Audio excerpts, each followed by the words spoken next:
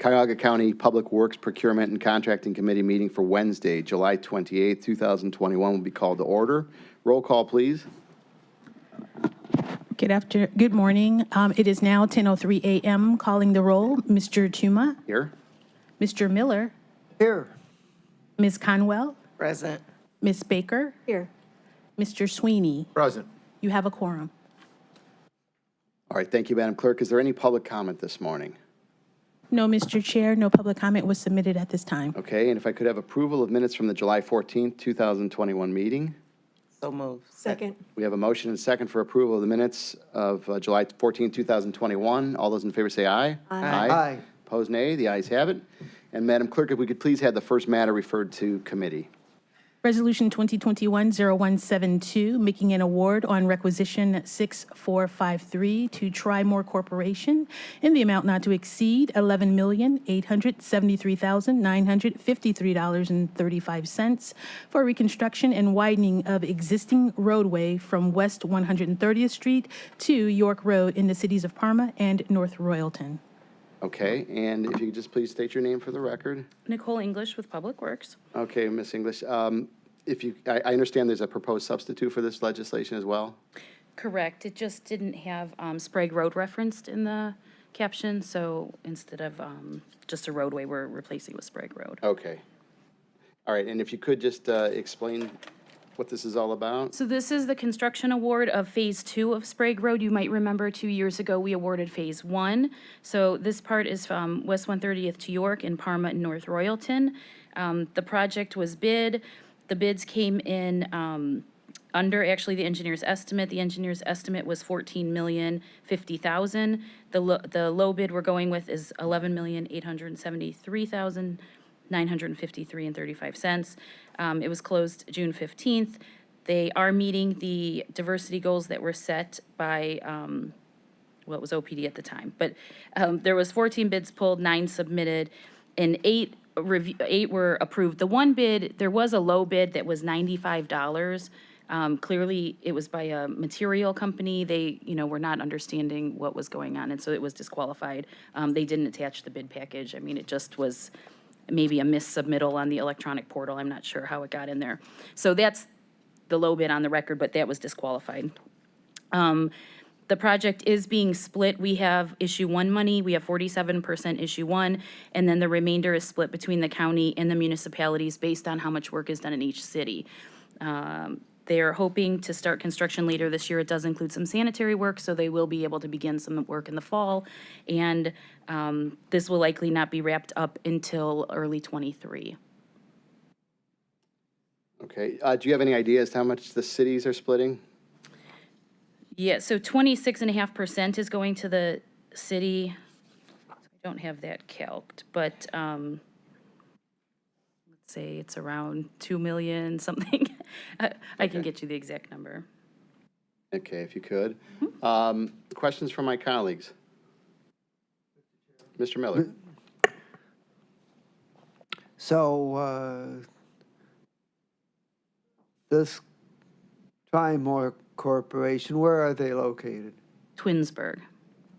And you had 8 companies bid on this, is that correct? Correct. And of these 8,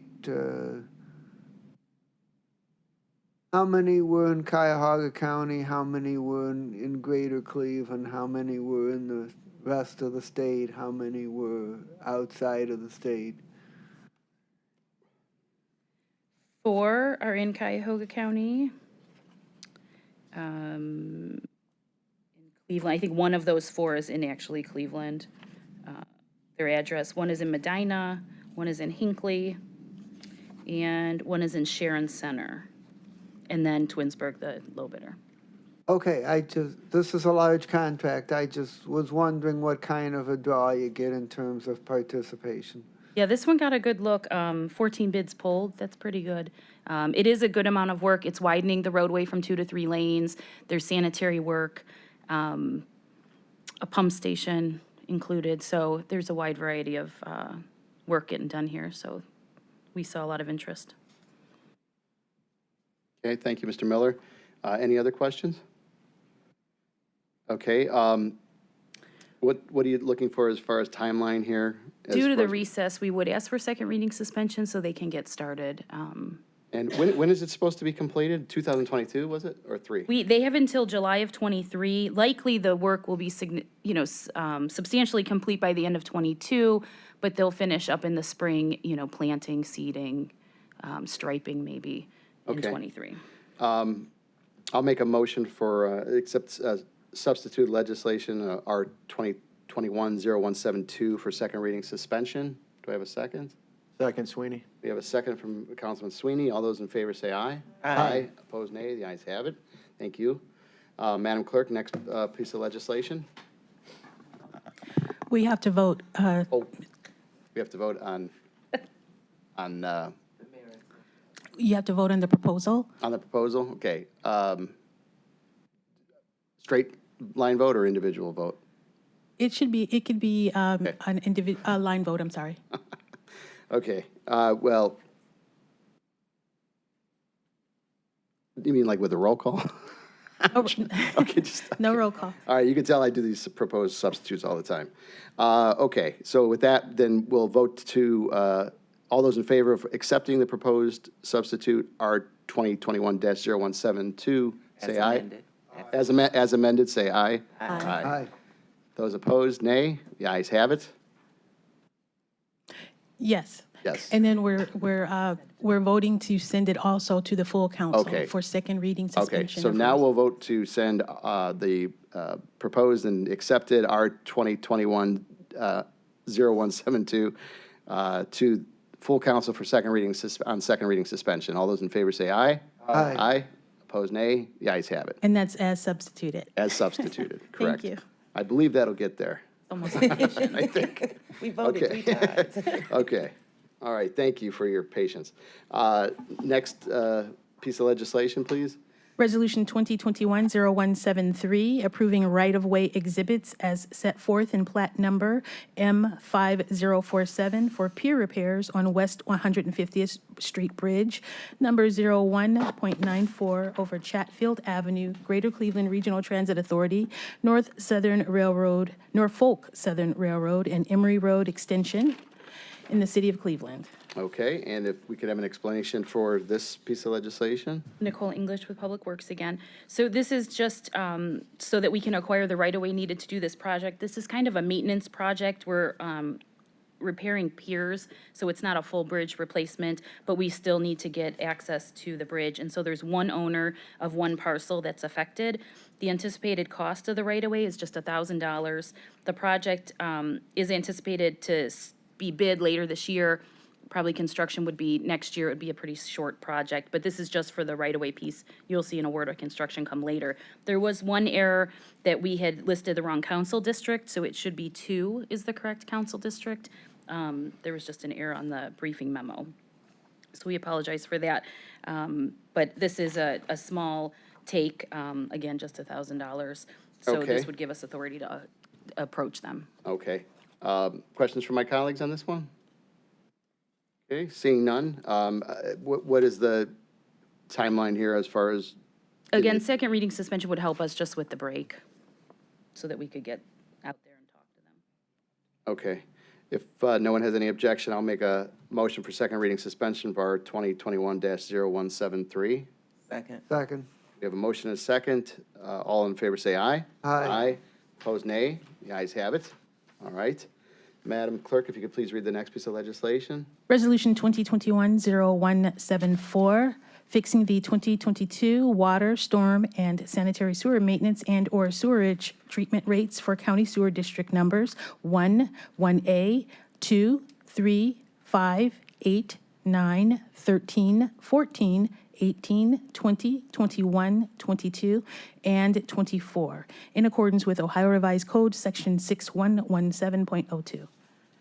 Okay, Ms. English.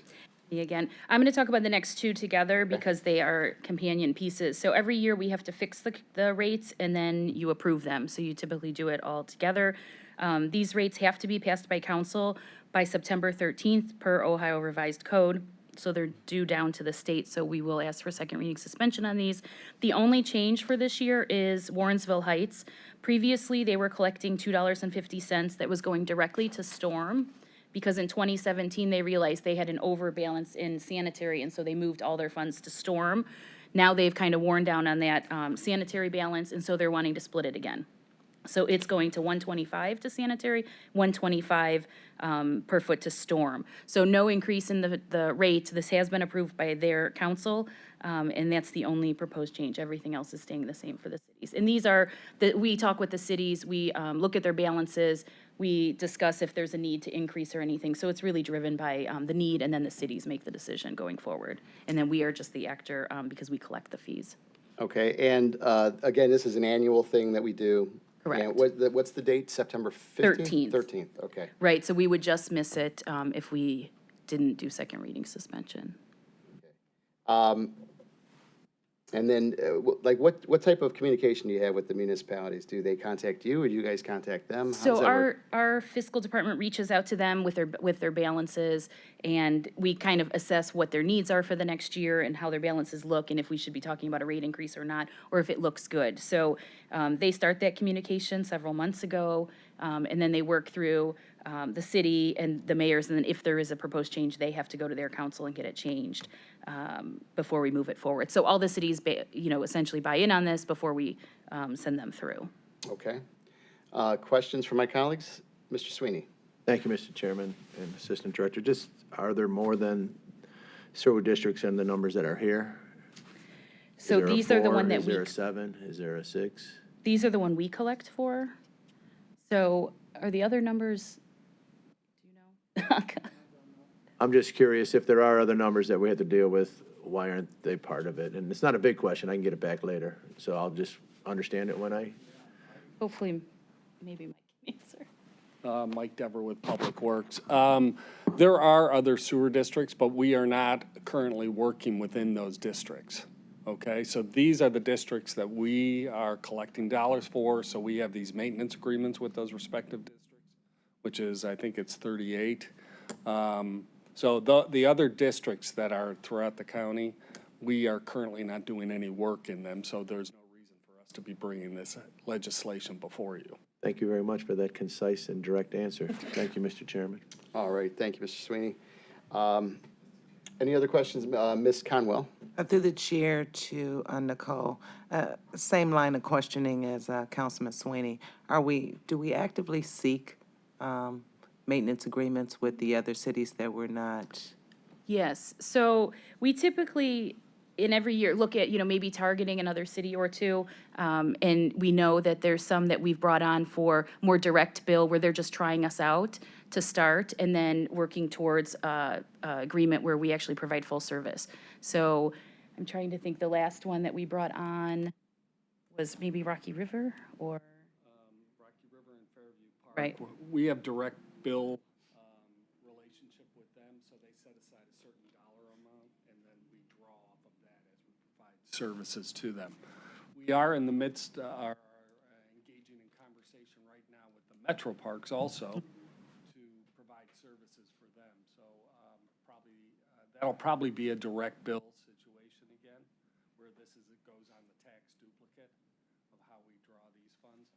So there could be additional, we're continuously soliciting communities. The city of Cleveland is not going to end up wanting us to take on their sewer services, but Besides them, yeah, but the rest of them, we're always knocking on the doors. So you kind of prepare a package of what it could save them? Yep.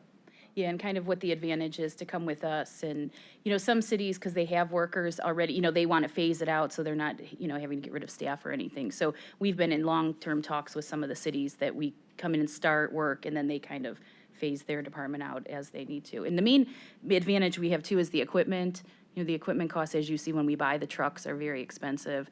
And then also the 24/7 dispatch that we have. So if there's problems anytime, we staff that and can provide service. So the ones in this legislation are the ones that we actively have direct bill with? They're the ones that we are billing, yes. not direct. Direct bill means that the city will call us for a task, we give them a price proposal, and then we bill them just for that task. These cities are one that we actually bill their residents directly on the tax bill. And so then we collect their funds, we keep them in our bank accounts. Can you send us a chart of what cities and Yep. if it's Yeah, we have direct kind of bill or a not? map that's color-coded we can send you. Okay, and just one other comment. I've never seen manhole covers or anything in the metro parks. They do have infrastructure, yep. Yeah, they actually have quite a bit. I mean, they have a good amount of roads they maintain in their parks. And so they've called and I know about cleaning services. You know, even it could be in their parking lots that they need things cleaned out. So RTA has a similar agreement with us. We have an agreement with Lorain County, so not just cities in Cuyahoga County. We're actually reaching a little bit into other government agencies. All right, thank you. One last final question, since we're into the minutia. These districts, does each municipality have its own number, or are they like several in a particular district? I don't remember seeing that stuff. Yeah, in the backup of the legislation, you can kind of see which cities are included in which district. So there are some that have a single city that we service, but then there's others that have multiple cities. Okay, appreciate that. Must have missed that when I was reading the legislation. Okay, any further questions? Okay, with that, then, well, we'll handle R2021-0174 first. And I'll make a motion for second reading suspension on that. Do I have a second? Second. We have a motion and a second for second reading suspension on R2021-0174. All in favor, say aye. Aye. Opposed, nay. And then the ayes have it. And I will make a motion for second reading suspension on R2021-0175 as well. I'm going to read it into the record. Oh, I'm sorry, we didn't actually read that, okay. Correct. Then I'll hold off on that, I'll withdraw Okay. that. Resolution 2021-0175, approving and confirming the 2022 water, storm, and sanitary sewer maintenance and/or sewerage treatment assessments for county sewer district numbers 1, 1A, 2, 3, 5, 8, 9, 13, 14, 18, 20, 21, 22, and 24. In accordance with Ohio Revised Code, Section 6117.02. Okay, thank you. Ms. English, if you could, if there's anything further for this. No, this is district. just the second piece, so that you're approving and confirming the rates that we fixed in the previous resolution. Again, needs to be approved by September 13th, so we'd ask for second reading suspension. Okay, if there are there any further questions on this particular piece? Nope. Okay, seeing none, then I will make a motion for second reading suspension on R2021-0175. Do I have a second? I have a second. All those in favor say aye. Aye. Aye. Nays? All opposed, nay? And the ayes have it. Okay, thank you. And Madam Clerk, if we could please read the next piece of legislation. Resolution 2021-0176, authorizing a purchase and sale agreement with Castle Heating and Air, Inc. in the amount of $550,000 for the property located at 2000 through 2020 Lakeside Avenue, Cleveland, Ohio. Okay, and I understand this legislation also has a proposed amendment.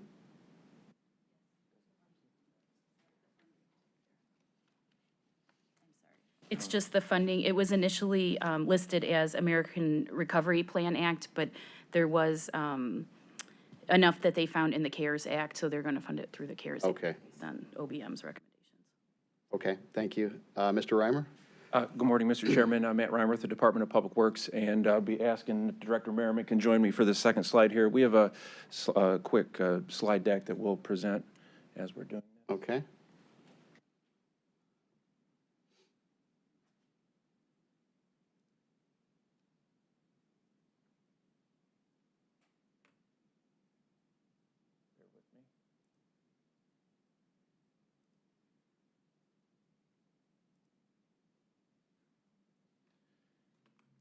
So good morning, Mr. Chair, committee members. This is the proposed purchase and sale agreement for the acquisition of a property on Lakeside Avenue at 2020 and 2000 Lakeside Avenue in the city of Cleveland. This property and structure is a parking lot, and I have a visual that I'll show you here later in the slideshow, but it is a property and building immediately adjacent to our Cuyahoga County-owned men's shelter at 2100 Lakeside, right on the, just to the west of that building and complex. The two complexes, our existing men's shelter and this proposed property for purchase, are adjoined by a common courtyard, so we have some immediate adjacencies that make this an advantageous site to consider for purchase. An opportunity presented itself in 2021 to acquire this property with the programmatic goal that I'll let Director Merriman explain a little bit more in detail to increase space for shelter operations. The current building owner is Castle Heating and Air Conditioning, and this purchase and sale agreement is proposed for the county to acquire this for $550,000. Right now, if I could turn it over to Director Merriman, he'll talk a little bit over about the programming ideas for this facility, if approved for purchase. Good morning, David Merriman, Director of Health and Human Services, and I'm joined by Melissa Surak, who is the Director of the Office of Homeless Services. Excuse me, I first want to thank the Department of Public Works for their prompt response. We've brought this item to their attention so that we could quickly respond to the need for us to manage COVID within our homeless shelter. They have really done an outstanding job of coming to the field with us to assess the property, and I think they've done a very, very competent job effectively negotiating with the owner. What I'm going to do is I'm going to ask Director Surak to please walk us through both the overall goal of the continuum of care to increase permanent housing, how this acquisition fits within that goal, and ultimately broader work that we are doing to improve access to shelter and really the quality of services that are provided within a shelter. Melissa, if you would, please. Good morning, everyone. Melissa Surak, Director of the Office of Homeless Services. On behalf of my office and the Homeless Continuum of Care, I'd like to thank Council for your consideration today for the purchase of 2000 and 2020 Lakeside Avenue. Since the inception of the pandemic, OHS has worked closely with homeless service providers to quickly coordinate a system response to manage COVID within our homeless community. That response was comprised of several initiatives, including distribution of PPE, COVID screening, deconcentration of congregate shelter, COVID testing, vaccinations, and sanitation stations. The deconcentration of congregate shelter was necessary for the safety of all residents and to prevent and minimize the spread of COVID. Lutheran Metropolitan Ministry, the current provider of 2100 Lakeside Men's Shelter, has operated the alternative shelter sites for over 16 months now. To date, they provided over 128,000 nights of shelter to over 1,400 unduplicated individuals. During this time, our continuum of care has learned a lot during the pandemic. We have learned that if given the option of an independent living space, those currently residing in shelter would choose it. Others who traditionally live unsheltered and are labeled as shelter resistant are not resistant to coming indoors. They too would prefer an option of an independent living space. The purchase of this building would allow us to rethink our shelter model. Altering shelter facilities to be semi-congregate or non-congregate will further support the goals of the homeless continuum of care to provide safe access to shelter. These living quarters will provide residents with an environment and area that is of better quality and is more dignifying to lay their heads. Two values that I personally believe in. Acquiring this building will also further minimize and reduce the spread of COVID, provide residents with more privacy in their sleeping area, foster an environment that allows individuals to better focus on their housing plans, employment, or addiction and mental health issues, and allow the service provider to focus on specific needs for shelter subpopulations, including young and older adults. Furthermore, COVID has also reaffirmed the COC's need to expand access to affordable housing. The homeless service system is based off of the Housing First philosophy that states that any individual is ready for housing if provided the option. Therefore, as we enter COVID recovery efforts, the purchase of 2000 and 2020 Lakeside will further a resident's ability to work on their housing plan In addition, our system will continue to advocate for the expansion of permanent supportive housing so we can continue our efforts to support individuals to live a life of self-sufficiency. Thank you. Thank you, Mr. Chairman. Moving on just to some facts about the facility as well as about our intended project that would go along with this purchase and sale as a follow-on. So you can see some of the work we've done to date on an accelerated pace to get a conceptual functional use of the facility in conjunction with working with the Department of Health and Human Services and Director Sprague. So this is, the highlighted facility is the building that is the proposed structure in the purchase and sale agreement. The adjoining lot to the right of the picture, which is to the west on Lakeside, is also part of the property. It is currently a paved parking lot. And then to the left of the page, that is our current men's shelter at 2100 Lakeside. The long skinny rectangle immediately adjacent to the colored building is the covered courtyard, and then the east side of the 2100 Lakeside Men's Shelter is shown in the picture as well. So you can see the immediate adjacency to that and the opportunity that could be realized there. So this is the concept at this point. Where we stand with developing this property should this purchase and sale agreement be approved, as we have already done a conceptual functional use study to see how we could utilize the property. We have not identified any functional areas of concern that cannot be addressed through the architectural and engineering and contracting community. We've also performed our phase 1 environmental site assessment, both for due diligence of the purchase and sale agreement, as well as for how we look at the change of use for its intended new use, should we be able to purchase it. We've got an initial project concept, and our estimated project cost to redevelop this property would be approximately $4.5 million. And this would be to renovate the interior appropriate to the residential change of use, to be able to provide the amenities for the intended shelter operations purpose and sleeping areas, to install all the restroom and plumbing fixtures needed for that functional use, and HVAC are the primary scope items, as well as some building envelope and structural condition things that we're working on. We expect this project timeline to be approximately 2 to 3 months in the design phase, a couple months for procurement and bidding, and then into 5 to 6 months worth of construction. So we would be looking at a late spring potential occupancy on the project parameters that we're looking at now. And with that, I would open it up to any of your questions for either Public Works or Health and Human Services. Okay, appreciate that.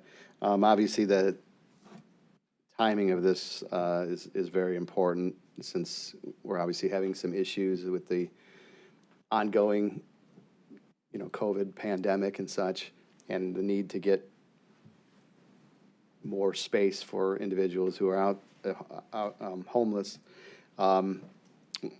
So the question is, given the current crisis, is there any way the process can be sped up as far as when you guys would have this available? I mean, 2022, late, spring, whatever, that's quite a ways off. Yes, Mr. Chairman, we are actively looking at how we can accelerate that timeline. We're really getting going on the project now. We're working with our consultant team to figure out how we can do that. We are making certain assumptions of our engagement with the City of Cleveland and wanted to be conservative at first, but we are looking for every acceleration opportunity that we can find, knowing that the urgency is there for the need. And then, did you have something to add? No. Okay. I appreciate that. Then as far as the, Ms. English mentioned the CARES Act money being used for this. So is the CARES Act money being used for the actual purchase or for the rehabilitation of the facility? For the purchase only at this point is my understanding. That's the only availability for CARES Act at this point in time. Will there be either CARES Act money or the most recent allotment of money from the federal government available for rehabilitation inside the facility?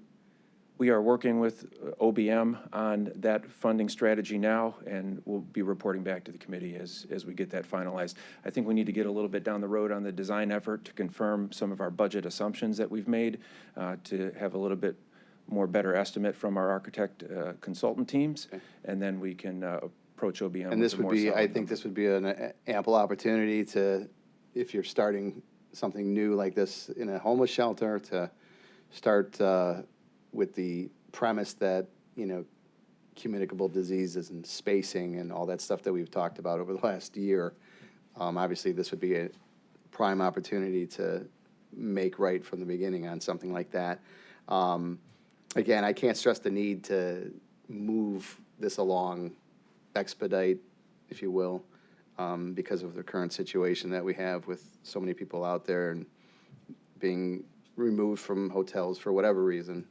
So I'll open it up to my colleagues. Mr. Miller? Mr. Chairman, to Mr. Reimer, how does the size of this facility compare with the existing facility? Through the chair to Councilman Miller, this is approximately a 14,500 square foot building facility. It is smaller than the combined two structures that make up the 2100 Lakeside, the square footage of which I don't have immediately on top of my head, but I believe they have a capacity of 365 in 2100. We anticipate that this could support a model of 80 to 100 potential additional beds in the semi-private model that HHS would like us to proceed with. And is this program going to involve any change in the design in the existing 2100 facility? Is there going to be any movement toward the semi-private model there as well, or only in the new facility? Through the chair to Councilman Miller, let me hit one part of that question first, and then the second part that you just said, maybe I'll look back to HHS to help me answer. But there will be some changes to the 2100 facility. We want to make sure that we're maximizing bed space in the 2020 proposed structure, and so we're going to connect all the services back to 2100 or vice versa, depending on the program needs of the department. Meaning we're not going to duplicate services like meal areas or minimize laundry additional areas. We're not going to duplicate everything in both buildings. So we want to have connection to and from to be able to maximize existing service areas. And I'm going to go out on a limb. I believe Director Merriman does have an approach for the existing 2100 layout. Okay, Mr. Merriman. Again, David Merriman. So first thing I would like to just recognize, Councilman Miller, to your question about changes to 2100. There are constraints in the number of beds that we should have within our homeless shelter.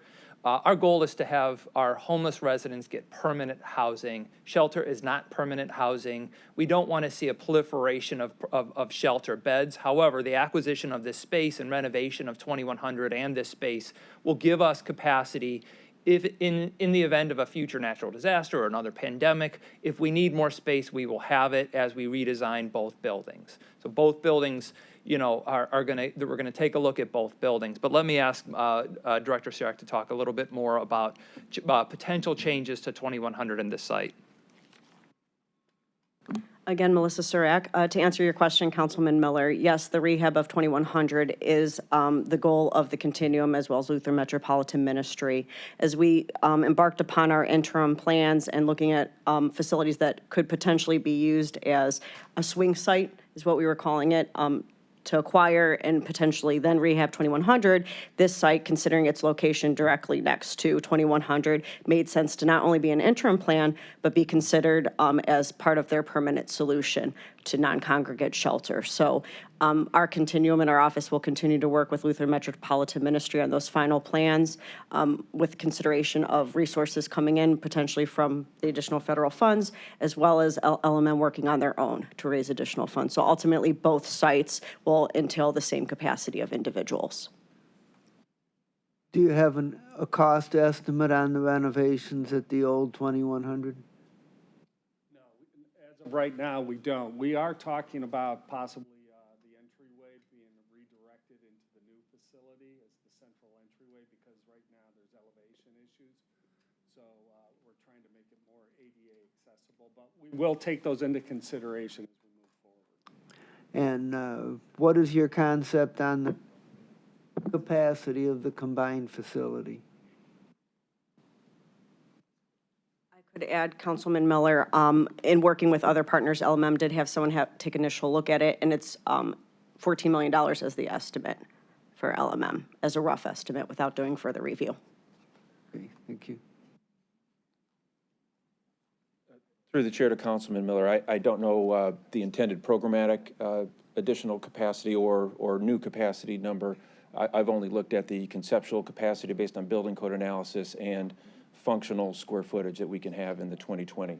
I'll defer to the Department of HHS on capacity visions for future end state. You know, again, I think I just want to underscore the point that this is a shelter, and we don't want to see a great proliferation for the need for shelter, but we don't control the future. So this does give us flexibility as we create these semi-private living spaces that you could put bunk beds in them, or you could put a single bed. So we're creating flexibility and fluidity here to have us be able to respond to the future and any sort of eventuality that we could be handed. Well, I certainly agree that our goal is not to have anybody long-term homeless, and that anybody that temporarily becomes homeless, that we have a process to get them into shelter, address their housing needs quickly, and move them on into more permanent arrangements. Thank you, Mr. Miller. Does Ms. Baker and Ms. Conwell both have questions? I saw Ms. Baker first, and then we'll go to Ms. Okay, it's hard to see you through all these Yeah, dividers. 3 years. Okay, so I certainly do understand the need, and it's good that we're considering what we're going to do to try and keep those that are in need in safe surroundings. Did I hear that the remodeling of the older building would be 14 million is estimated?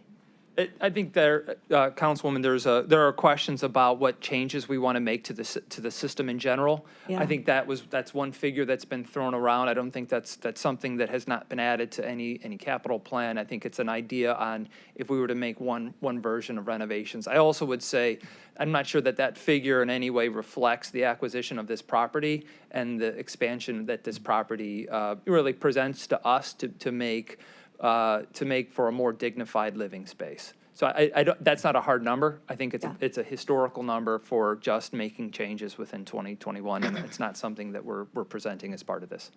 So if I'm understanding, we hope to have this completed by spring of next year, if not sooner. That's for the new facility renovation. So that holds approximately 80 to 100 beds. So what do we do for the other maybe 100 or 200 people? Would they go to the older facility that has not been remodeled and is under consideration for, how are we going to manage that? So LMM has first, as we look to end our hotel hub strategy, has utilized housing incentives, assistance to provide individuals and help them find housing plans in the interim as quickly as possible. For those that will be returning back to 2100, LMM has creatively created cabins, so similar to the partitions that you see in the diagram that was shown, that are temporary, and 2100 will be set up in that manner then in the interim, as well as potentially long-term. And is that during the time that this is under construction for the new facility, or is that a somewhat permanent solution? They have already started building them, so I'd imagine they'd be done within the next month or so. Month or so? Mm-hmm. So you don't, if I may, you don't see any conflict with having a brand-new facility that holds 80 to 100 beds and then offering a facility that is maybe given minimum upgrades? I guess I just envision two places that's connected, that one is,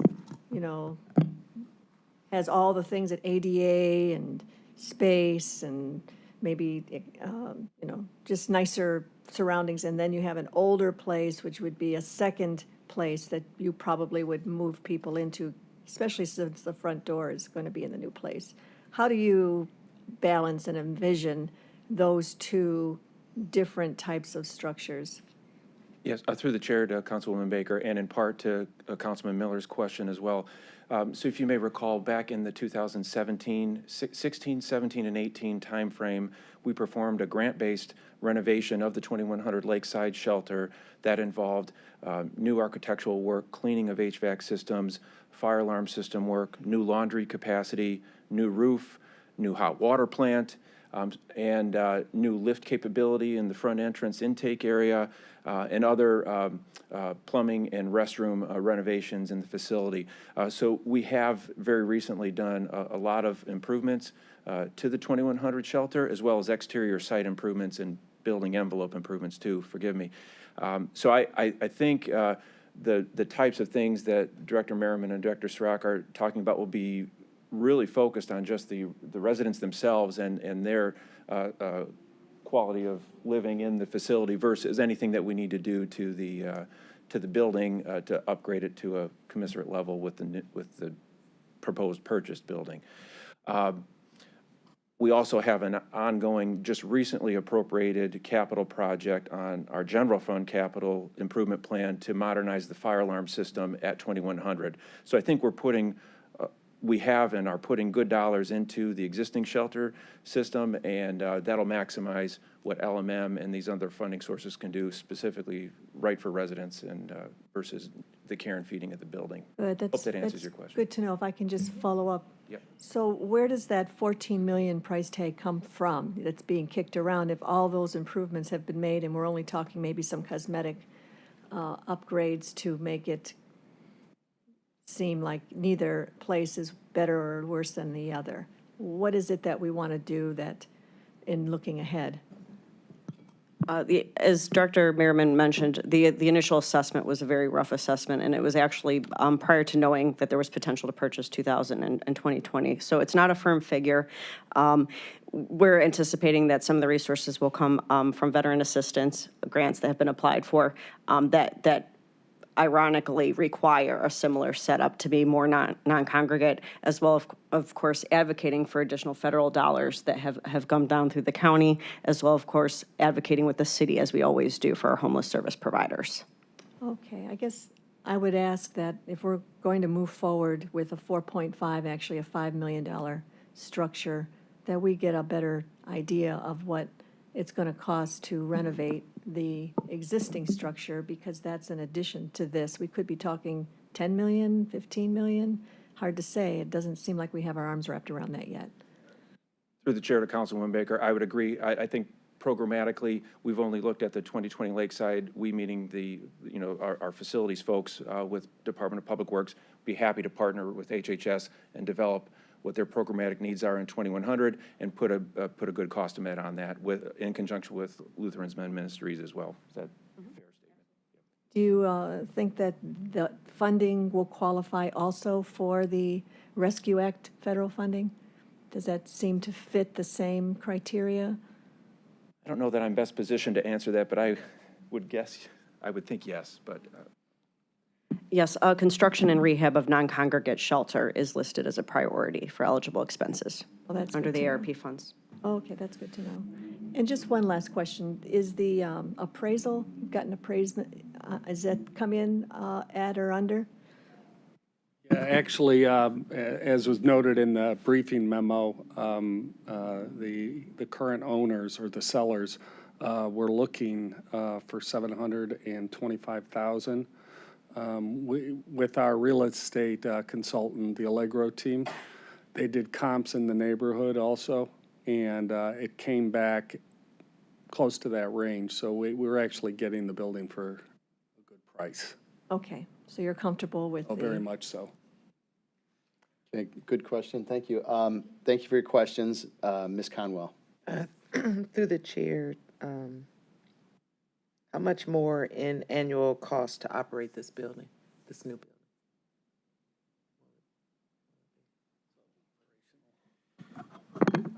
building? Through the chair to Councilwoman Baker, there could be a lot of facets to that. From a Conwell. oh, I'm sorry, Councilwoman Conwell, forgive me.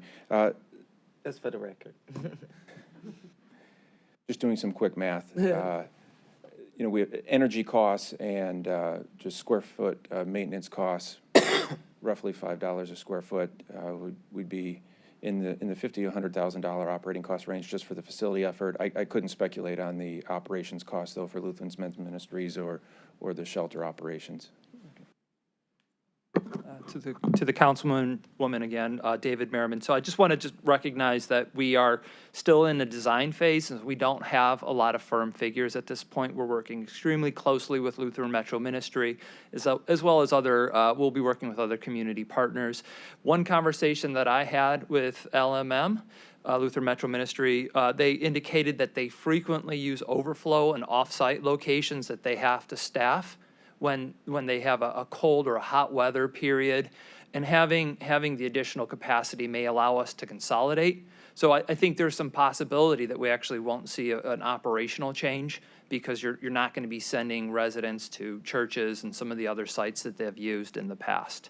So it's premature for us to put a figure to it, but we do feel like there are potential efficiencies to, again, managing a single site. And but that's been sort of a preliminary verbal feedback that I heard from Lutheran Metro Ministry. I'm going to defer to Director Sirak to work out the ongoing operational issues. Through the chair to probably Director Sirak or Administrator Merriman, the individuals, I know we kind of have a certain kind of continuum of how we're doing things now, but the individuals, when we expand to this new building, will some sections be set aside for individuals that test positive for COVID, or will we still utilize outside hotel use or whatever the case may be? Councilwoman Conwell, that's a great question. And I think we're in the midst of still figuring that out. I would say definitely adding additional space, physical space to their location would allow them to better shelter in place for those that do test positive for COVID. We're currently working on our next chapter of how to ensure that there is some level of capacity in our continuum for COVID recovery space that wouldn't necessarily be permanent, but we're working to maintain that. And then I would say long-term that all of the shelters are looking at the non-congregate, and we'll look within our system if there's potential for spaces that could permanently be used for any health crisis that should arise. So we are working through that current question. Right now, we still have those spaces in the community, correct? Correct. In terms of bidding, and I guess this would be for the Department of Public Works, how will this bidding for this work be publicized? So we are developing through our architect right now. We have a architectural services, and so we've tasked them out on this project. So they're going to develop the bid package, and then in turn we'll give it to the procurement office to bid it out, and then we'll hopefully get some good bids. And I hope I'm back before you well before the end of the year. Okay, so we have the Department of Equity. Will that be up and, how will we make sure that this kind of project is not? We'll be interacting with, obviously, Lenora's team also on this. So it's, there'll be appropriate,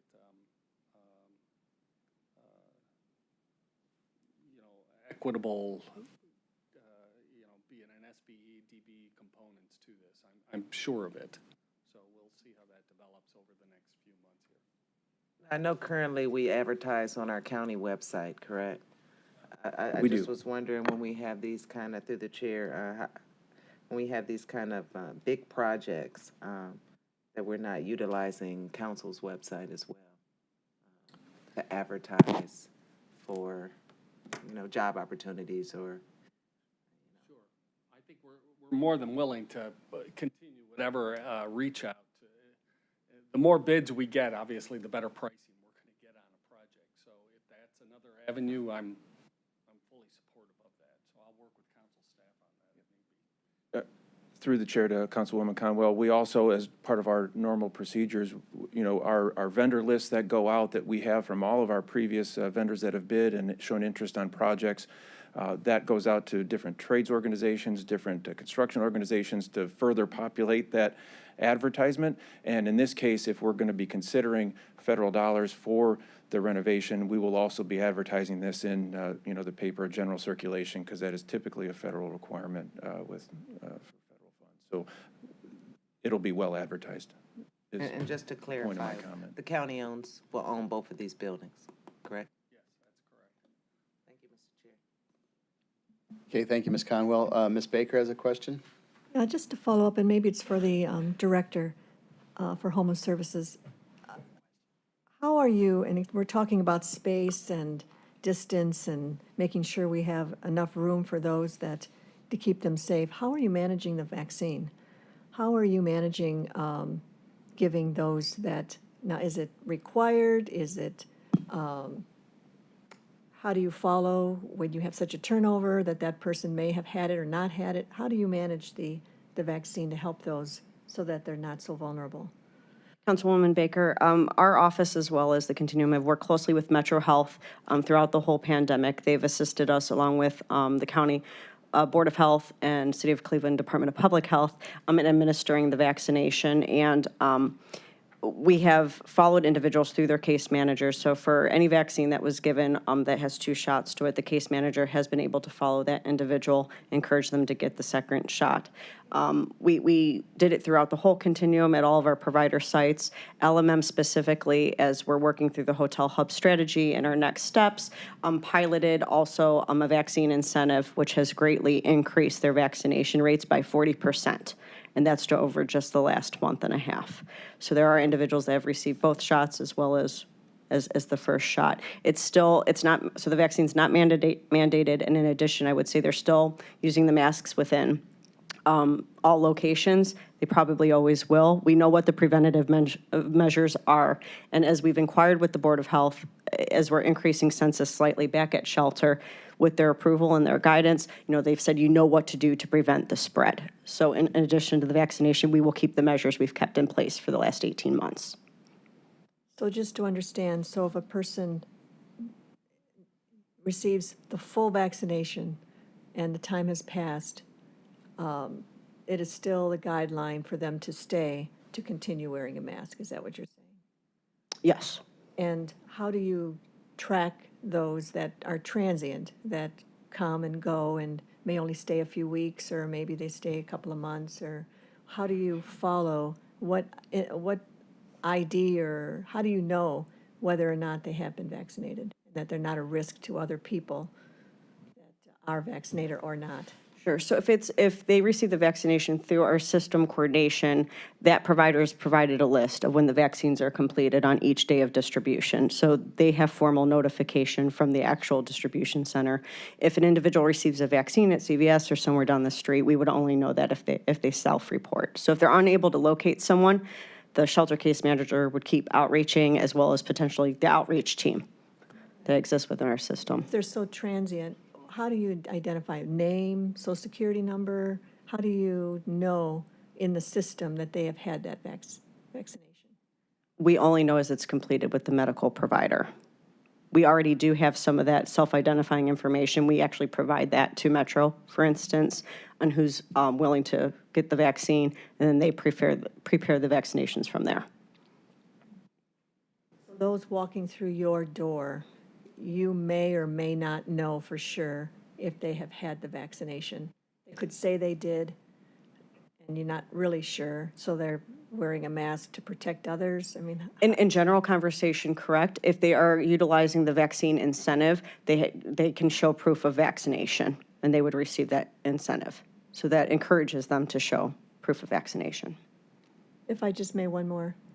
It looks like the federal government is encouraging, or maybe perhaps mandating, more and more now for those that are using public or working in public environments. Do you foresee that that could be something that's mandated because of the public service that we're offering those that come to us for help? mandating the vaccine in the shelter system. I don't foresee that being put in action.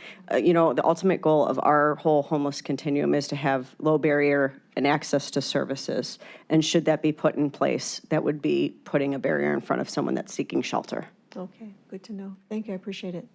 All right, thank you. And just to, through the chair, a response to Councilwoman Baker, we did have the legal team look into if we could even possibly say that you had to be vaccinated in order to stay at our shelter, and we can't. Okay. Mr. Miller, do you have a question? I have one follow-up question. I hear the voice of Lou in my mind. My question is, if we're going to be spending up to $18.5 million for the men's shelter complex, what do we have in mind regarding upgrading the quality of the women's facilities? Okay. Speaking of short-term stays. So we are working on that plan. We're in the preliminary stages, but OHS has been working with Eden as well as the YWCA on what their next steps are. Currently, Nermer Hare is able to remain within front steps, which we've been using for deconcentration of shelter through February of next year. So that's currently where we're at in that phase. Eden has graciously assisted in doing some initial have the architects take some initial look at the building to see what we could do to remain in that facility to make it semi-congregate or non-congregate. You know, it's easier in that one location where we've already been. It's our home. We're in the community. They know us and accept us. So we've started those initial stages to see what capacity could be held there. And again, how can we improve upon the quality of the shelter within that current building? And could you say a little bit more about the plan that's in effect through February of 2022? So since we started deconcentration, we worked with front steps for temporary use of that building. So Nermer Hare and 2100 have actually been able to deconcentrate their shelter by about 50%. So that brings Nermer Hare's capacity census down to about 100 on any given day right now. And then there's about 80 individuals at the front steps building on West 25th. Okay, thank you. All right, thank you. Mr. Miller, if there are no further, Chair, may I just ask, then a follow-up of that, are you saying there are less women that need care, homeless shelter than men? I mean, we're talking about the women's shelter, right? Of having less, how many? So Nermer Hare on any given day can have up to 200 individuals staying at their site. LMM on any given day has about 400 individuals. So on a regular basis, they are serving less individuals in their building. Thank you for that. If I, to the chair, just to answer one other component to Mr. Miller's question, I do want to acknowledge the partnership that we've had with the CDC, OCI, Ohio City Incorporated. OCI was instrumental in applying for a grant from the Cleveland Foundation to get funding to actually purchase the old Front Steps building. Ultimately, that building will be demolished in time to make way for improvements to the Irishtown Bend and shoring up the river bank. But OCI and the project team has worked with us to extend the deadline to allow us until February of next year to continue to use the facility for our purposes. And so I feel it's a really wonderful double bottom line of we've got a space that we're going to be able to use for a short term, and at the same time, the long-term reuse of that land will really stabilize the river, and ultimately there will be a wonderful public space in Irishtown Bend that will be a park. So it's a very exciting partnership that has also come out of this pandemic. Thank you. okay, thank you for those comments. Okay, Mr. Reimer. I'm sorry, Mr. Chair. Okay. Just to follow up on one topic of questioning, I just want to be careful. Department of Public Works will work jointly with HHS to flush out what that early Lutheran Men's Ministries estimate was on potential renovations at Lakeside. Like I said, we put a lot of effort into that building already, and I suspect we could have some quality input to LMM on how they want to achieve what they're trying to achieve and have that cost figure be a much lower number than previous. So we'll work diligently early on that phase to understand that that early proposal before 2020 Lakeside was envisioned, and then come back to you individually or in committee to address that potential number for 2100. Okay, thank you. Ms. Baker, yes? Only to that, I think it's important that we know the whole scope of Yes. what the cost is, not just the acquisition and the building renovation of the new, but we're still going to use the old, and if there's millions of dollars that we're talking about that's needed to a place that we thought in 19 was good to go, it would just, I think it just would be accountable for us to know what's the whole picture look like. What are your thoughts? What are your plans? What is it that you're going to do to that old building that's going to bring it up, if it needs to be brought up, or renovated, or whatever it is that's needed, as part of the whole picture, not just 5 million for one and we'll worry about the other later. I think it's all part of the same picture. The Councilwoman Baker clearly understood, and we'll be working back to you on that. Okay. All right, thank you. Any additional questions? Okay, with that, then I will make a motion to accept the proposed substitute for R 2021-0176 as amended. Second, Sweeney. We have a motion and a second. All those in favor say aye. Aye. Aye. And then I will make a motion, Could, yes. If I could, for second reading suspension, so we can obviously. Correct, understood. Given the need to move this along swiftly, I will make a motion for second reading suspension of the substitute with the amendments for R 2021-0 as amended for R 2021-0176. Do I have a second? Second. Okay, all those in favor say aye. Aye. Aye. Opposed, nay. The ayes have it. All right, thank you. Appreciate that. And good discussion, important discussion on that stuff. So, Madam Clerk, if we could have the next resolution.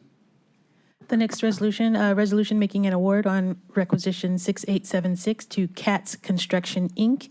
in the amount not to exceed $1,084,826.42, and it's for rehabilitation of Union Road from Broadway Avenue North to Broadway Avenue South in the city of Bedford. And this is for discussion. Oh, I'm sorry. I missed one. I'm so sorry. Resolution 2021-0177, making an award on requisition 6320 to Cold Harbor Building Company in the amount not to exceed $5,310,000 for hazardous material abatement, debris removal, building envelope mitigation, temporary electrical infrastructure, and security hardening of the old juvenile court complex. Apologize. Okay, if you could state your name for the record and explanation of this resolution. Good morning, Mr. Chairman. Matt Reimer again with the Department of Public Works and Director Dever. I have a slideshow to present also with this as well, so give me just a minute to pull that up on the screen.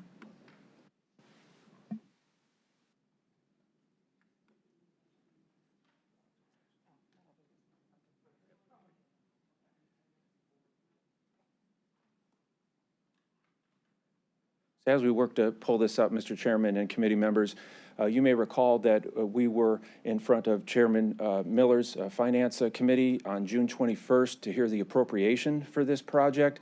This slideshow that I am going to present is predominantly similar and consistent with that slide deck. I have 8 slides, 3 of which are new, 5 of which you have seen in the previous committee hearing for the appropriation consideration. Thank you. Yep, that's the one. Thank you, Ashley. So this contract recommendation is for award of the hazardous materials abatement and make safe of the old juvenile court complex located at East 22nd and Cedar and Central.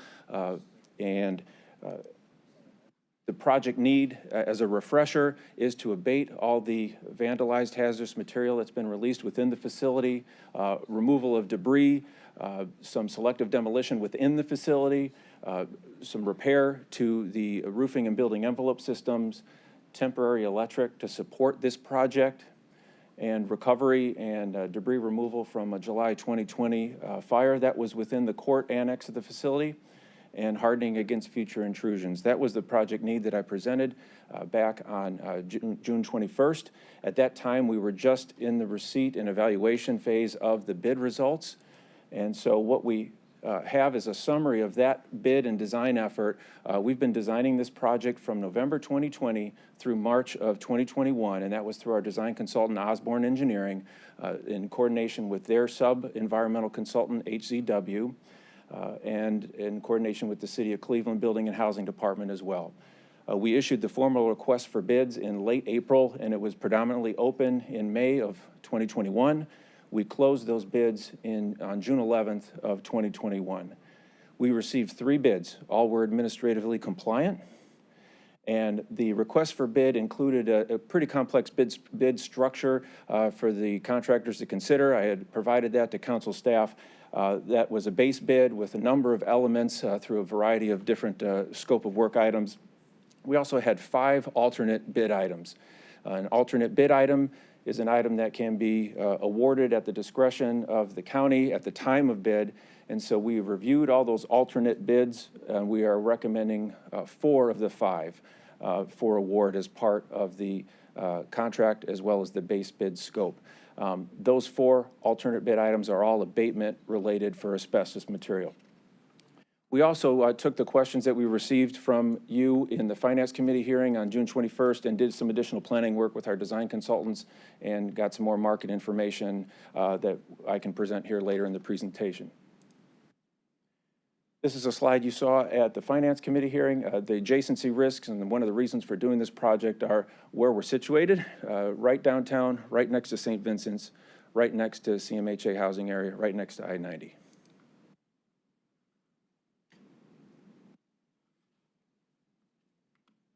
Forgive me, just freezing up on the slide real quick.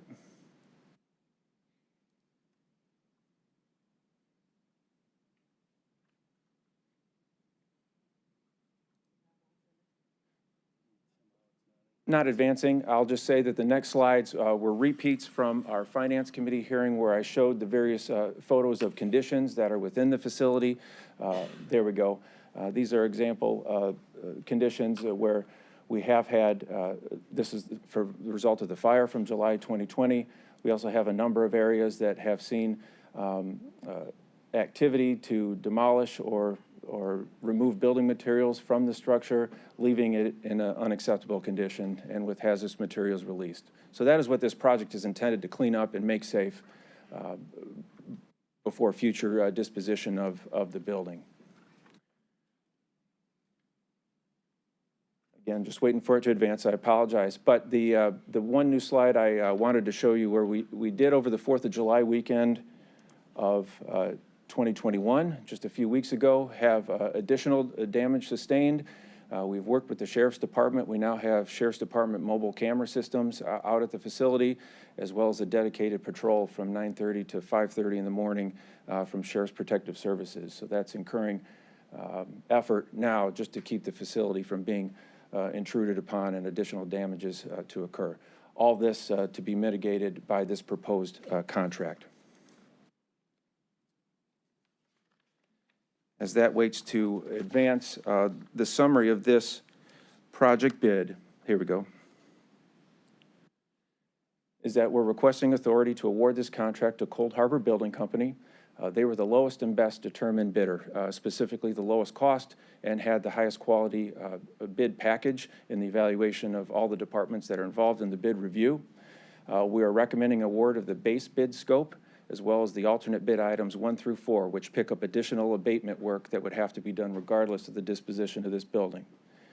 The initial phase of work is, we've engaged with the contractor, is expected to be the abatement and the demolition and debris removal. And this will include some hardening and some of the temporary electric work that we've designed in order to facilitate the abatement project. A lot of equipment, lighting, things like that need to be brought in by the contractor to perform that abatement work. So we're going to be performing that. Public Works will stay aligned with our parallel processes of decision-making, specifically on some of the other consultant work that we have that are evaluating this building and others for other functions. And we're going to align our effort and our sequencing of this job to be able to, reserve our decision-making for when a determination of the future of this building can be brought into more focus. With that, I stand ready to answer any of your questions on the procurement or the project itself. All right, thank you. I do have a few questions. What was the original estimate for the work done there? The appropriation reflected the original estimate. It was $5.633 million, was the initial consultant engineer's estimate. That included the fifth alternate that we're not recommending awarding. That's why we are lower than the appropriation request at $5.31 million is our ask here. The bids came in very consistent with the engineer's estimate. Our base bid work was only 6% over the engineer's estimate, but when you consider the alternates, we got great pricing on the alternate bid items, which brought the overall project cost to below our engineer's estimate. Yeah, so this is a very high-priced contract to do abatement work. So what is the ultimate, is this going to be this permanent site of the diversion center? What's the ultimate goal here other than abatement? The ultimate goal here, Mr. Chairman, at its basic level, is to eliminate these risks to the county, to the community, and make it a safe and unintruded facility going into the future, regardless of what its disposition is. Having said that, we are in process now. We awarded the prospectus architectural contract through the Board of Control back earlier in the summer. That contract is active and in progress now on evaluating 3 diversion sites, as well as doing the programming needed for the permanent diversion center. So that is an in-progress consultant task. Is this site being considered then? It is one of the 3 sites that is being considered. It just seems like an awful lot of money to, I understand, the need to,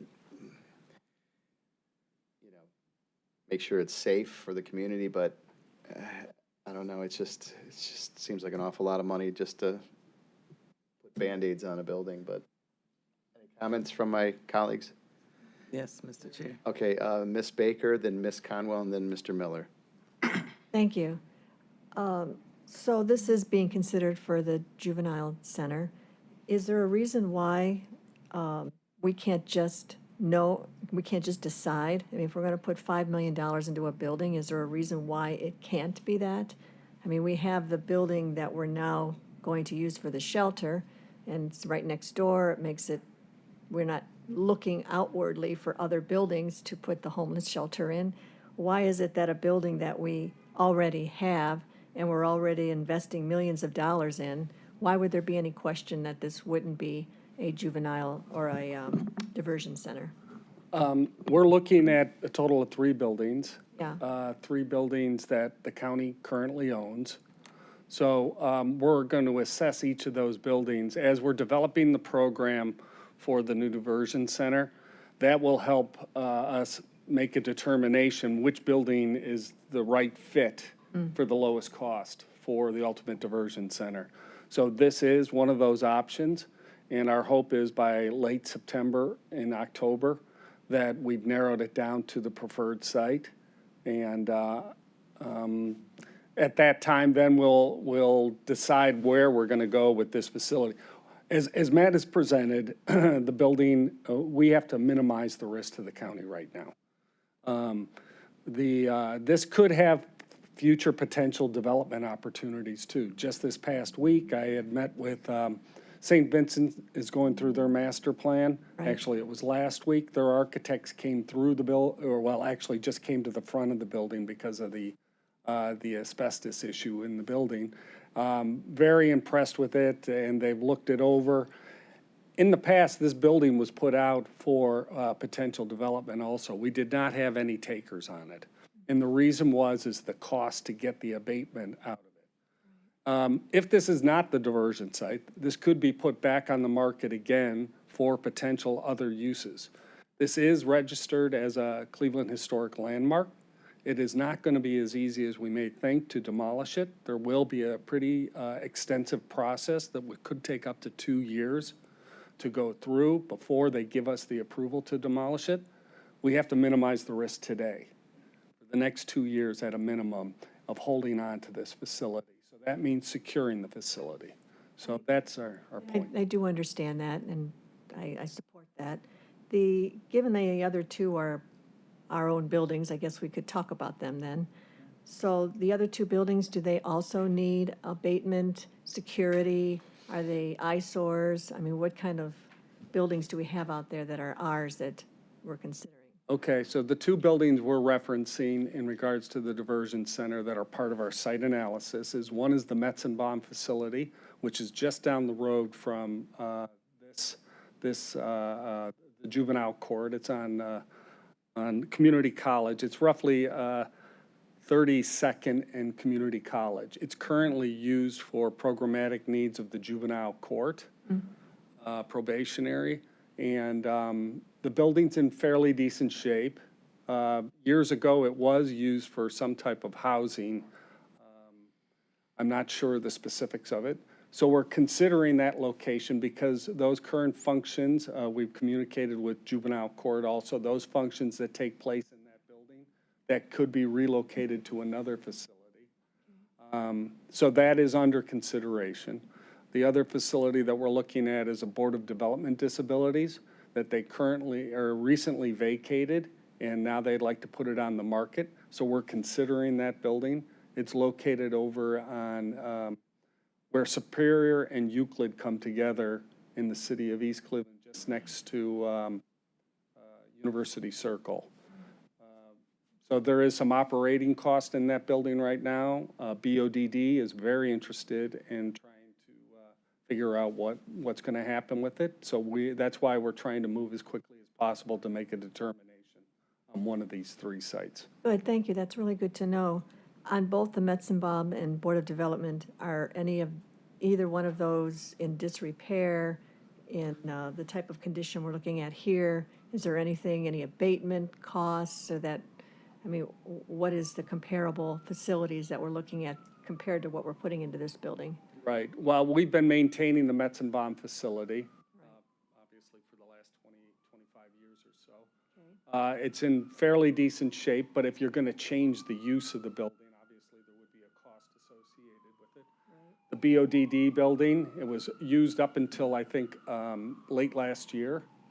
So I'm fairly confident that that is in fairly decent shape, but will it fit the needs of the program? Right.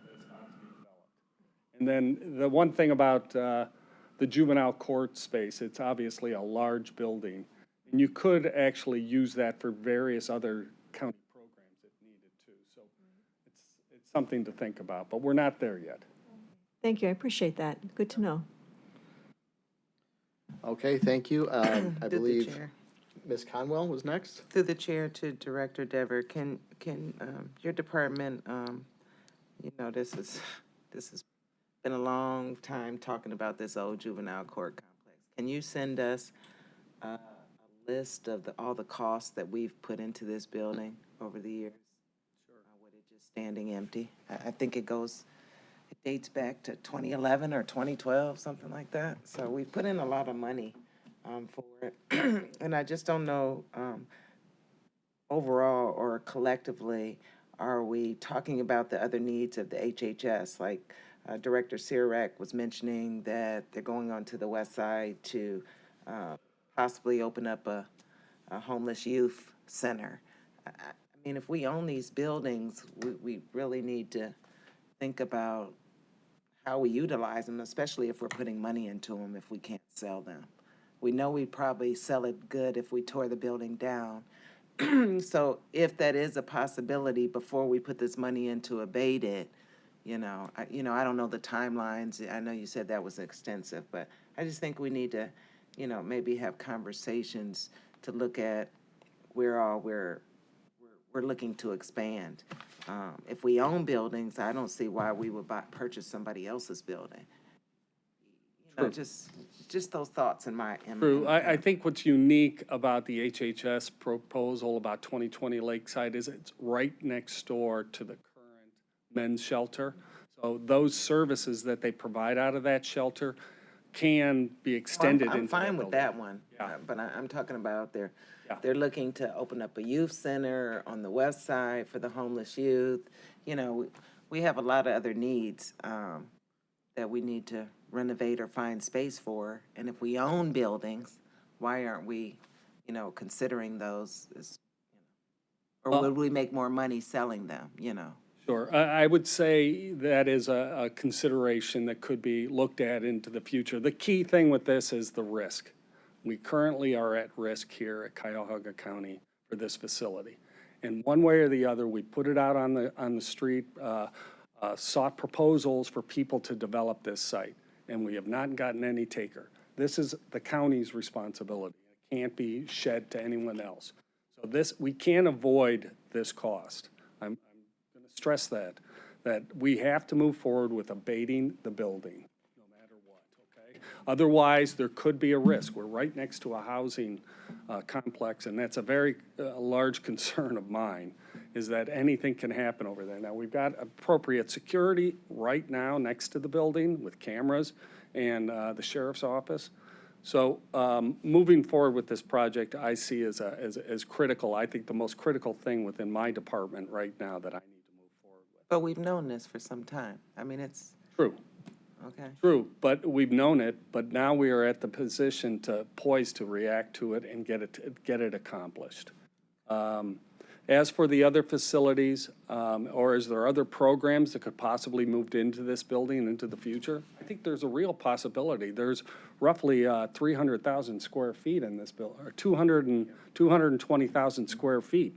It's a large building, and the way it's set up too, it's compartmentalized, so you can separate different functions, or veteran service affairs, or some health and human services, or whoever else that you'd like to bring in there. Maybe it's something that's a nonprofit or something that leases space for us. So this building is uniquely positioned, I believe, especially with the investment that ODOT is about to make there. St. Vincent's developing their master plan. I think we're in doing our part as the county to move forward and advance this project is a good idea. Well, in the conversations over the years, and I don't want to belabor this, St. Vincent was on the, interested before, and it fell through. I don't know if that has anything to do with the abatement, but I just know that the initial plan when the new government formed was to sell all the buildings that we didn't have use for, to kind of condense what, we have to operate and do. And so this has been, it just amazes me that, and I haven't been in any conversations, I'm sure there's been conversations over the years, but this has been one of those thorns that either we couldn't get rid of, nobody wanted in terms of that, and it's just time to, we're putting more money in. That's why I want that chart of all costs that we've actually put in over the years. We could have operated this building. I just know. So I'm just looking for that we actually move in the direction you're saying, that we have to move this as asbestos out, but we need to do something with this building. If we're not going to get any firm, and we've done it for years, let's do something countywide to make up these spaces and actually utilize the building. As you know, we've done drain. multiple phases of projects here, which brought us into this county facility. That was phase one. Phase two is what created the Harvard maintenance facility. We shed another 4 buildings there to get into that one facility. I can commit to you that Public Works is constantly looking at ways to downsize. It's some of the satellite offices, lease facilities that we currently have with Health and Human Services.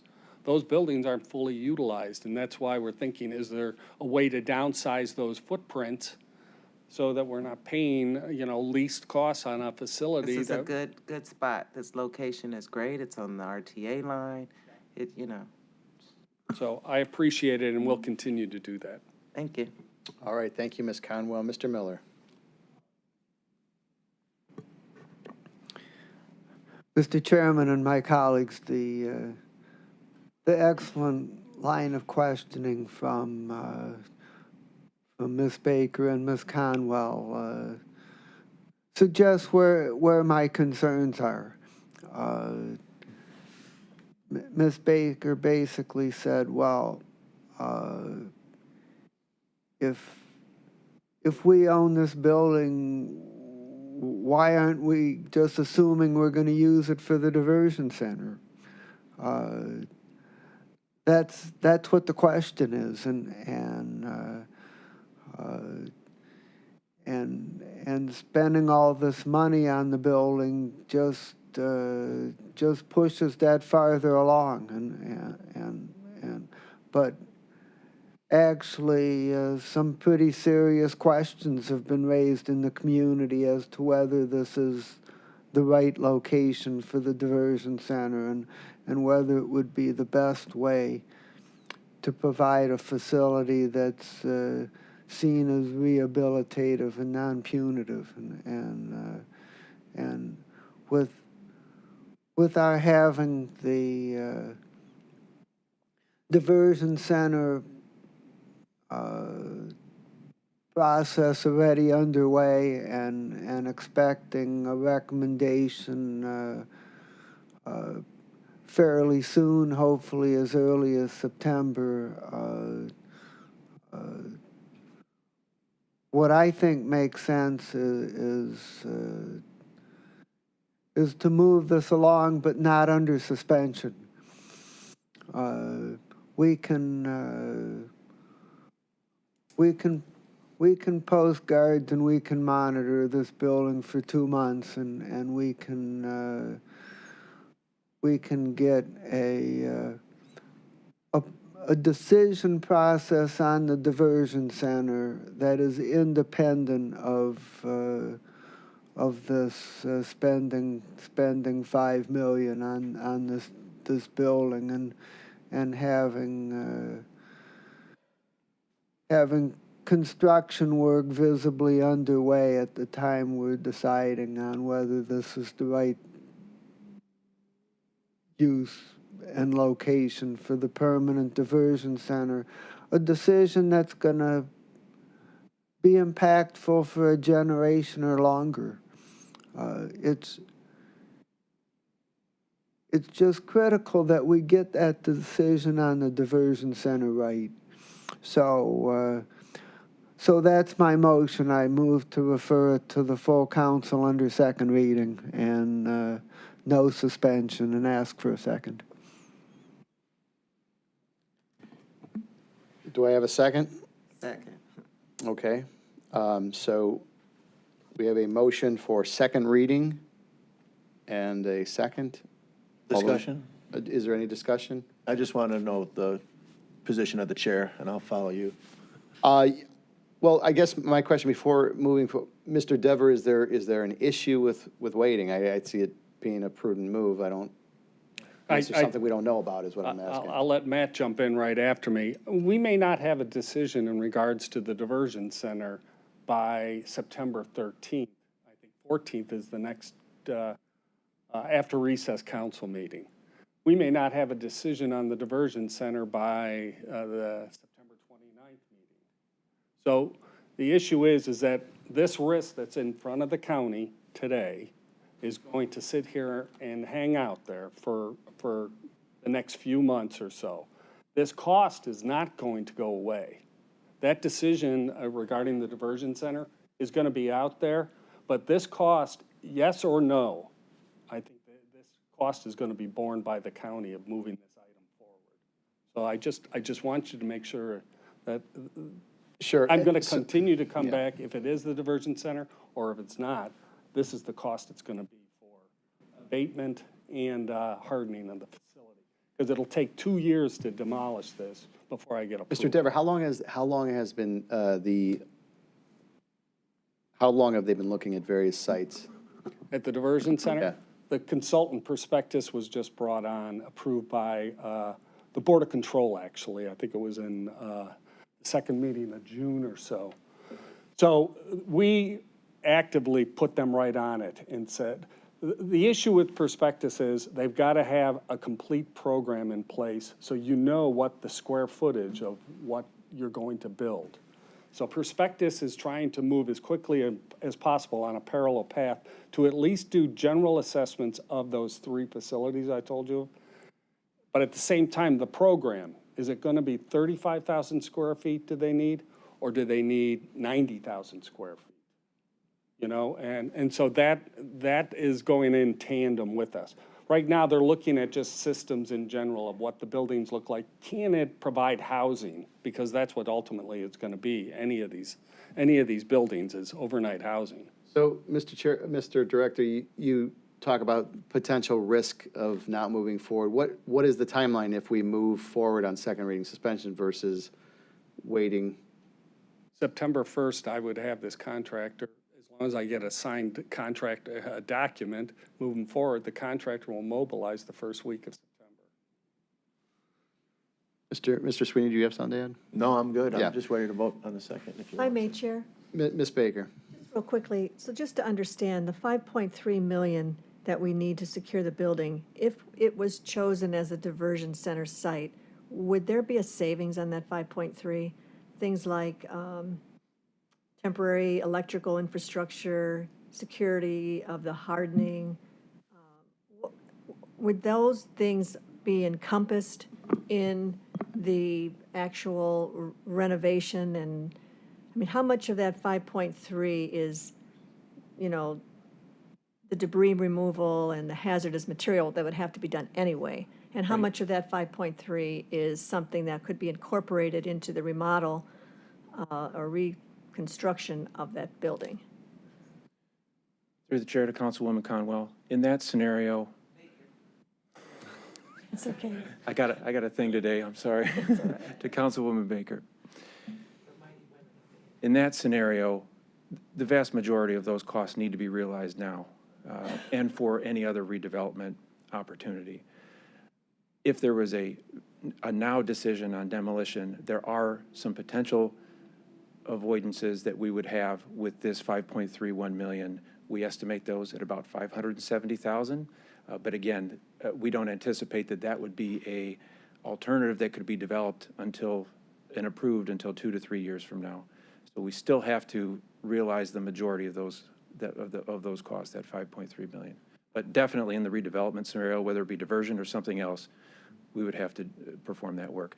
I mentioned an alternate bid item 5 that we're not recommending awarding. That item is asbestos abatement for a certain material that's on the back side of the roofing system. And we received feedback during the bidding effort that would involve significant demolition of the roofing system itself. So that's why we're not going forward and recommending that now, because that's something that could be managed in a redevelopment situation, whether it be for diversion or something else, or it could be rolled into removal of in the redevelopment project or removal in the demolition project, if that were something that were to be considered. So we've considered those aspects with our bid structure and what we're recommending for award today. All right, so just to understand, so if you came back to us in September and said, of the 3 buildings, we're going to go with this building that's in front of us, it's still going to be 5.3 million to bring it up to the needs that you're including the hardening and the electrical infrastructure, all that would still have to be done. There are no savings for us moving forward on this because we are going to use it for the diversion center. I would say a portion of the electrical, if I could reconsider my answer, a portion of the electrical, if we had that early of a decision, we could consider, because what we had set up the electrical scope in this contract for is not only for electric work to reestablish services to the building just for the sake of doing the project, right, but also for monitoring the facility and providing safety lighting if it were to remain vacant for a period of time. So we could bring back that scope of work post-contract award with the contractor, and I've had these discussions with the contractor already. If there are scope items that we could defer in the sequencing pending these decisions. So I estimate that work to be about the $200,000 range for the electrical work, and then there's roof work about 350 plus that we could also consider deferring depending on the decision of the building. So about 500,000. 570 was our estimate since the last committee hearing that we had. All right. And Mr. Chair, if I may, just to piggyback on the director's comment, we've had, one of the slides I showed you was there's definitely human activity that continues in that building over the 4th of July weekend. On the Tuesday of that holiday weekend, we had toilet fixtures thrown out of the 3rd floor on East 22nd. So there continues to be intrusions in there, despite us getting law enforcement over there to minimize that. And that's just underscores the risk. It's not safe to be in there. So people that are intruding in there are at risk, not to mention the damage that they may be causing. Understood, but having said that, the building's been vacant for years. You have monitoring there from the sheriff's department, right? Correct?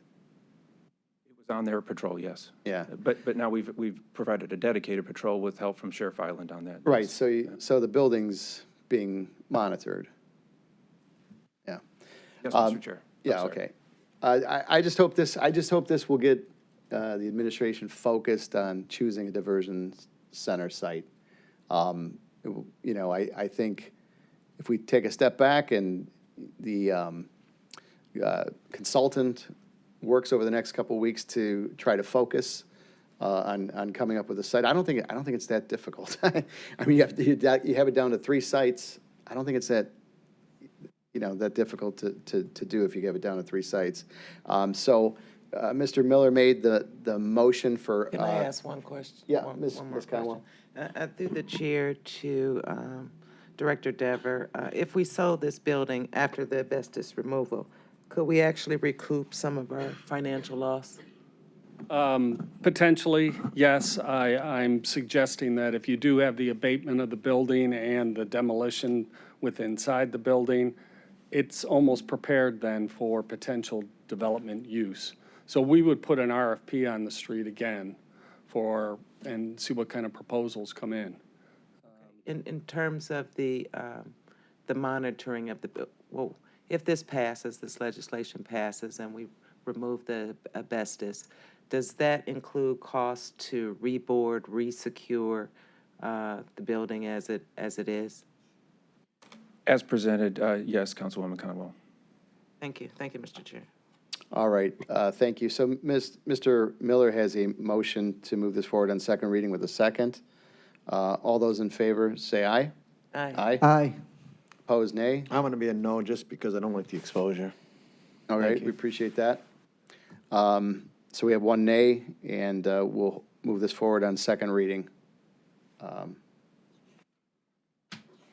I appreciate it, Mr. Chairman. All I right. appreciate it. I understand the line of questioning, so I really appreciate it, the consideration that took place. All right, thank you. Madam Clerk, there's a discussion here from the Department of Public Works on CR 233. Yes. Somebody to speak on that? Thank you. So we have an item before you that we wanted to present for information because when the bids closed, it was not enough time to get to the last council meeting. However, we're hoping it can get on the next council meeting for first reading and consideration of passage at that point. This is Union Street in Bedford, and so it's an award of a construction contract. We are going with the lowest bidder, which is Katz Construction out of Warrensville Heights. The estimate was about 1.2 million. They came in at $1,084,000, which is 11.5% under. There was 6 bids pulled, 5 submitted, and we're selecting Katz. They did meet the diversity, they missed the diversity goal by 3%. So the goal was 30 total. They met 27%.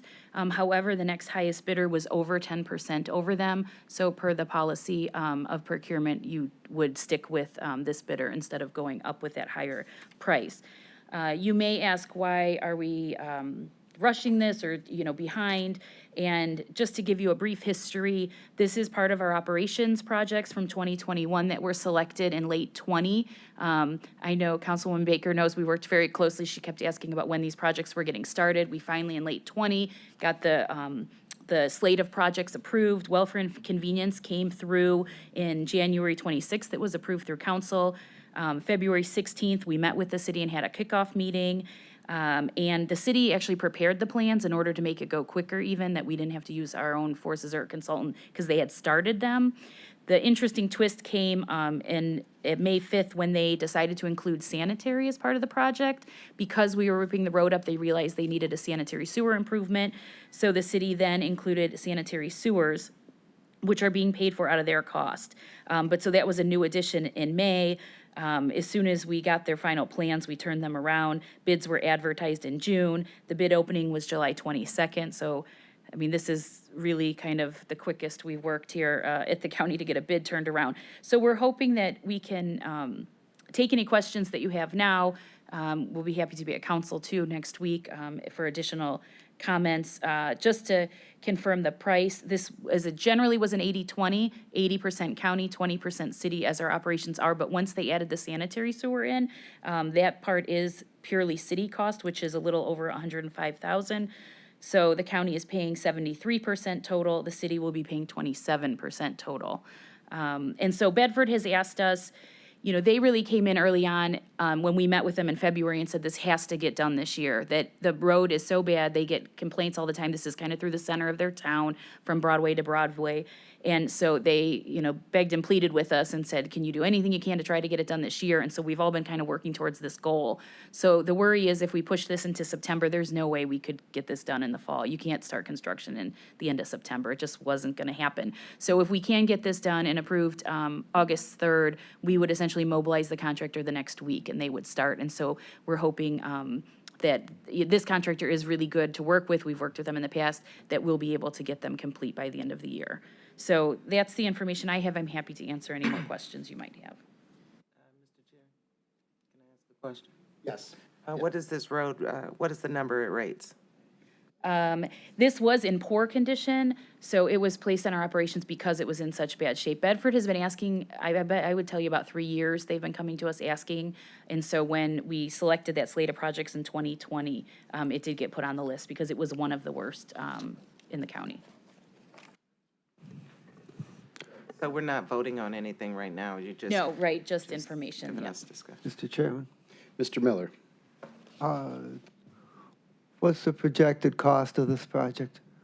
$1,084,826.42. And what was the engineer's estimate? $1,226,255.80. So this is 11.5% under.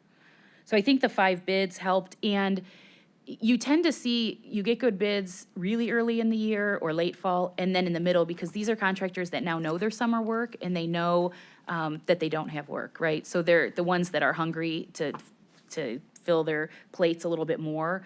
So this was kind of, we were pretty lucky, I think, to get this lower bid. I don't see any reason not to move on it. I'd be willing to vote for it Thank you. on Tuesday. Thank you, Mr. Miller. Any other questions or comments? Just a quick one, if I may. Ms. Baker? So the sewer that was added later, would this have already been in motion if it wasn't for the sewer piece that they decided later to do? I think we probably would have been about a month ahead. You know, I mean, we wouldn't be that far ahead, but we would have got to you before your recess. So once they added that sewer, it took a minute for us to then review the sewer plans that came at sort of the last minute. But we see a need, I mean, why rip the road up and then let them come back in a year or two to do sewer? So it makes the most sense for us to do it. We're gonna get the biggest bang for the buck. They're paying for the sewer. It just, unfortunately, we're stuck at this late time. Is it unusual that we would not consider sewers when we talk about a pretty big road improvement? No, we typically do work with the city to say, do you have any issues with sewer, water lines? Right. While we're ripping it up, let's look now. So that is typical. They just, I don't know, when we first met with them, it wasn't on their radar. And then I would guess the service department got wind of the project and said, wait a second, let's do this. So that's how it got included. Agree with Councilman Miller. I don't see any problem in improving this also. When Okay. asked. Thank you, Ms. Baker. Any other questions or comments on this? All right, seeing none, we appreciate the explanation. And we appreciate you guys' consideration. And is there any other miscellaneous business? Seeing none, I'll make a motion to adjourn. Do I have a second? I have a second. Motion and a second to adjourn. All those in favor say aye. Aye. Opposed, nay. The ayes have it. And Public Works shall adjourn at 11:45 a.m.